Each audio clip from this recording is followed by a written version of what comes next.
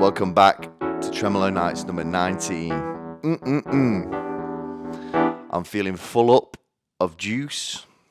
I've bought some new clothes so I can stop looking like a swollen sausage on the settee when I sit down. And look what came. Some brown socks. And they're not all brown. I just put these on specifically for today so me and Thy can tread through some verbal feces with each other and I won't stain my feet. One thing that I do really want to talk about is skipping.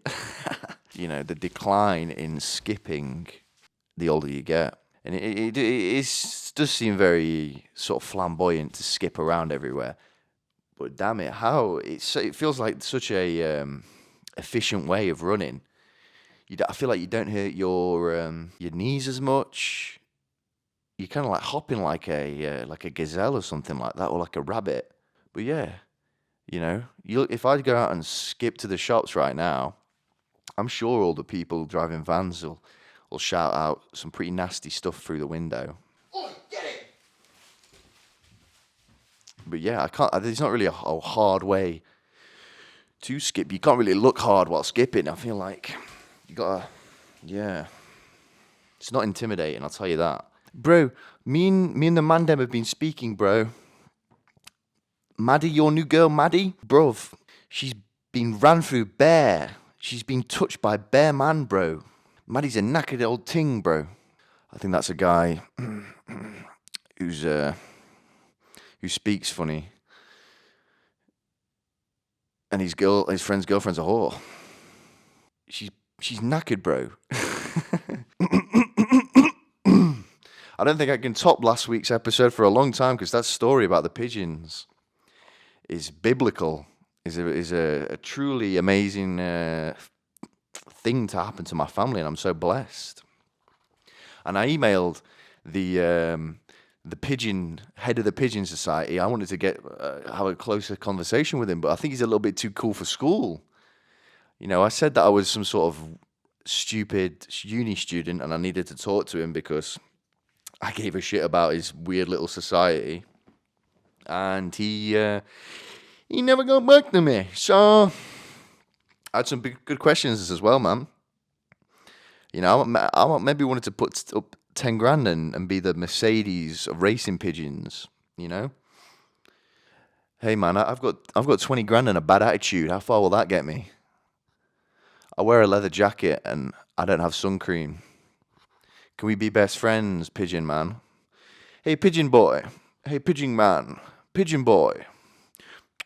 Pigeon boy, come here. I wrote down some stuff that I wanted to talk about this week, though. Just some stuff. What's been going on in my life. As nobody knows, because nobody watches this shit. You know, I get plants. You know, I'm collecting plants. And I'm not buying up a lot of stock currently because I feel like I'm reaching maximum capacity in the old warehouse, which is my home. But I have gone online because I saw a YouTube short of somebody with this rare little thing, and it was white and it was pink and it was all my favorite stuff. Okay, so I went on Etsy and I saw it. Okay, and I bought one. 6 or 7 quid for this plant. Okay, this thing is coming from Sri Lanka. Okay, there's a couple of things about this that make me think that I'm not going to receive a plant. It costs 6 quid. It's coming from Sri Lanka, okay, which is the other side of the world, all right, and there was no delivery fee. The expected delivery date is between halfway through June and halfway through July, okay? So that's a good month away, and I ordered it about a week ago. So I know I didn't pay too much attention in school, but the one thing that really stuck out was sunlight for plants. And can they go months without sunlight and water? Is there some sort of weird system where they get it out the box and feed it or something like that? Or does it really just hibernate? I don't know what's going to happen or what's going to show up. Also, did the parcel police just see this shit come up on the x-ray and go, oh yeah, plant, let it through.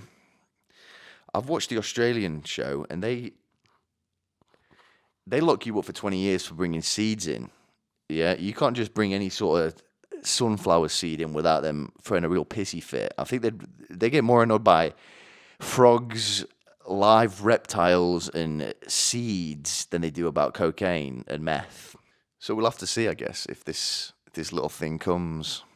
I forged out some cash to get some new clubber because a lot of my t-shirts, because I'm building so much muscle mass at the minute, right? I'm trying to put on so much freaking pounds of packed up, you know, penis tissue. I'm trying to be a muscle-bound monster walking around like some sort of veiny freak. I'm caking it on like I'm building a Sandman or some sort of goon, some sort of sewage goon that's intergalactically, flying around, beating people up. Yeah, I'm getting everyone's lunch money, and I'm buying Pokemon cards with it and then eating them. I'm eating metal. I'm eating all sorts of different sorts of things that you shouldn't eat. I eat milk. I freeze milk and then I eat milk. How about that? So all my clothes have come, and I'm great. So yeah, I'm basically, I'm going hard in the gym, and I've been going super hard on the legs, right? And my bum hurts, and it hasn't hurt this much since I was gang raped. This bum is starving, but it's quite a tricky little subject because I eat so much, so I poo a lot, but also I'm working out. My bum's getting torn up, right? It's getting ravaged by the weights that I'm lifting.